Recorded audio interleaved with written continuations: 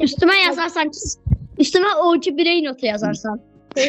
Herkese selam uşaqlar. Bugün sizlerle birlikte Dilesur tak dostumla birlikte bunun beyzine bak. Mesela video çekecek.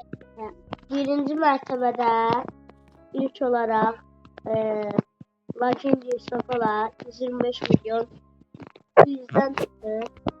Evet çıktı ne çıktı? Los Family 510 milyon eventte götürmüşəm dünən. Bu da 450 milyon Pressure, Push, elə onlar. Push, Miyaul effektli dünən çıxıb. Qarımət modundun 300 milyon dünən çıxıb. Burada da Tung Sahur var. OG.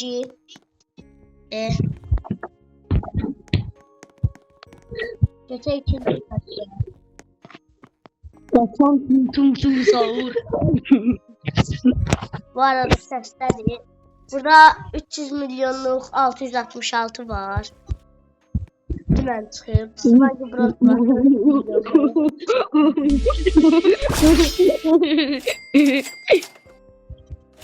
Neyse, çalmıyorum. Lan, niye kurmadın?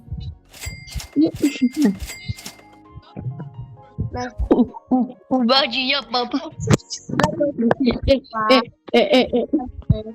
Eləmə xeyr, onsuz da bizim səsimiz getmir. Gedir. Nələr olacaq?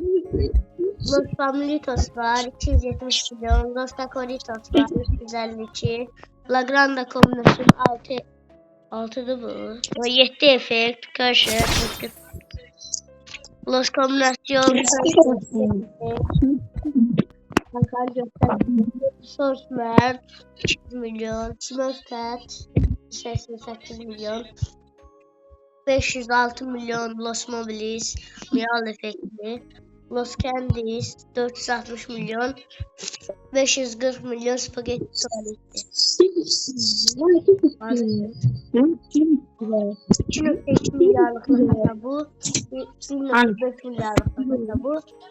2 milyarlık lakasa bu. Bu kadar dostlar. Özünüze yaxşı bakın. Sağ olun.